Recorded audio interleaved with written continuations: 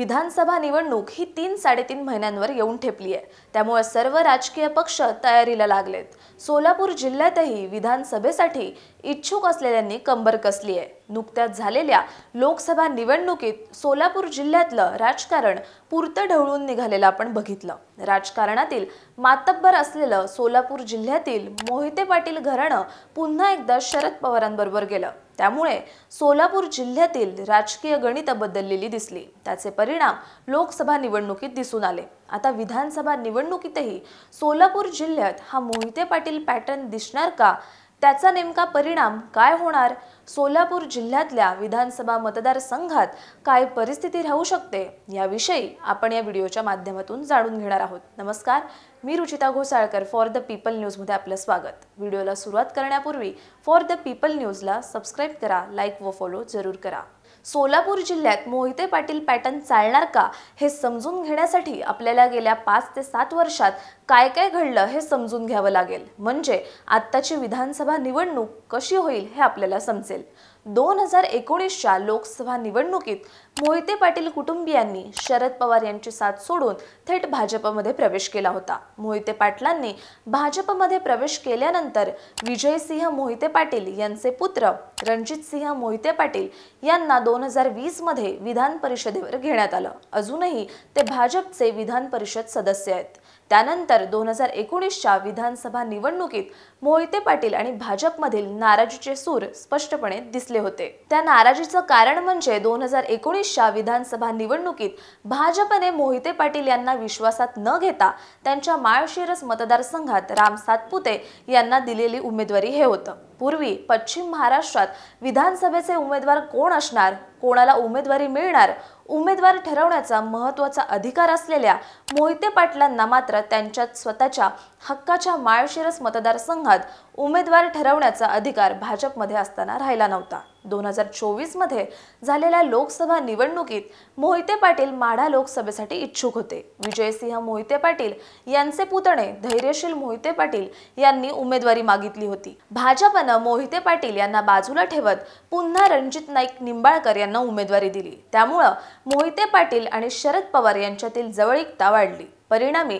लोकसभा निवडणुकीसाठी माढा लोकसभा मतदारसंघातून भाजपचे धैर्यशील मोहिते पाटील यांना शरद पवारांनी उमेदवारी दिली।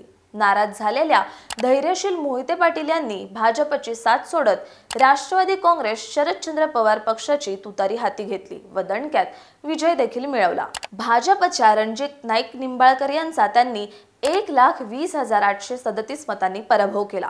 मोहिते पाटील यांच्यामुळे केवळ माढा लोकसभा जिंकली असं नाही, तर शेजारील सोलापूर लोकसभा मतदारसंघातही काँग्रेसच्या प्रणिती शिंदे यांच्या विजयात त्यांनी महत्त्वाची भूमिका बजावली। सोलापूर जिल्ह्यात मोहिते पाटलांचा खरं तर आधीपासूनच दबदबा होता, परंतु लोकसभेतील विजयामुळे त्यांनी जिल्ह्यातील आपली ताकद आणखीन दाखवून दिली आहे। राष्ट्रवादीत फूट पडल्यानंतर अजित पवारांसोबत अनेक नेते गेले, परंतु आता जसजशी विधानसभा निवडणूक जवळ येते तसे राष्ट्रवादी काँग्रेस शरदचंद्र पवार पक्षाकडून उमेदवारी मिळावी यासाठी अनेक जण इच्छुक झालेले नेते आपणास पाहायला मिळत आहेत। अनेकांनी तर पक्षांतर देखील करायला सुरुवात केली आहे। आता आगामी विधानसभा निवडणुकीसाठी मोहिते पाटील यांच्यावर पक्षाने मोठी जबाबदारी सोपवली आहे। राष्ट्रवादी काँग्रेस शरदचंद्र पवार पक्षाची शिवस्वराज्य यात्रा सोलापूरमध्ये असताना प्रदेशाध्यक्ष जयंत पाटील यांनी मोहिते पाटील कुटुंबियांविषयी असलेली कृतज्ञता व्यक्त केली। त्यानंतर खासदार सुप्रिया सुळे यांनी लोकसभेला सोलापूर आणि माढ्यात मिळालेल्या विजयामुळे मोहिते पाटील कुटुंबियांच्या सल्ल्याने सोलापूर जिल्ह्यातील विधानसभेसाठी इच्छुक असलेले उमेदवार निवडण्याची जबाबदारी सोपवली आहे। यामुळे सोलापूर जिल्ह्यातील राष्ट्रवादी काँग्रेस शरदचंद्र पवार पक्षाची सूत्र आता मोहिते पाटील यांच्या हातात असणार आहेत। सोलापूर लोकसभा मतदारसंघातील मोहोळ, सोलापूर शहर उत्तर, सोलापूर शहर मध्य, अक्कलकोट, सोलापूर दक्षिण, पंढरपूर हे 6 विधानसभा मतदारसंघ तसंच माढा लोकसभा मतदारसंघातील करमाळा, माढा, सांगोला व माळशिरस या 4 विधानसभा म्हणजे सोलापूर जिल्ह्यातील एकूण 10 विधानसभा मतदारसंघातील इच्छुकांना राष्ट्रवादी काँग्रेस शरदचंद्र पवार पक्षाकडून उमेदवारी मिळवण्यासाठी मोहिते पाटलांची मर्जी सांभाळावी लागणार आहे। त्यामुळे लोकसभेप्रमाणेच विधानसभेला देखील सोलापुरात मोहिते पाटील पॅटर्न पाहायला मिळणार असल्याचं चित्र सोलापूर जिल्ह्यात निर्माण झालंय। हेच चित्र विजयसिंह मोहिते पाटील यांच्या काळात होतं।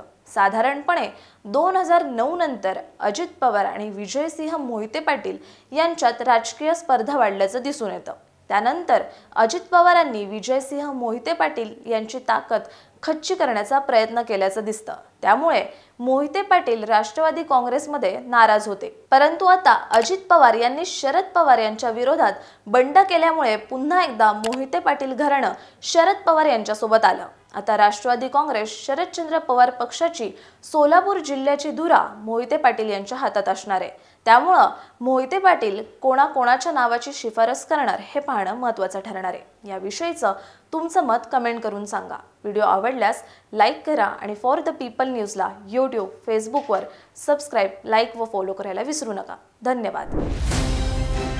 भारत दुनिया का सबसे बड़ा लोकतंत्र और NLC भारत देश का सबसे बड़ा गैर राजनीतिक मंच। शक्तिशाली लोकतंत्र के लिए राहुल कराट का सार्थक कदम। मुंबई में हुआ ऐतिहासिक प्रथम राष्ट्रीय विधायक सम्मेलन।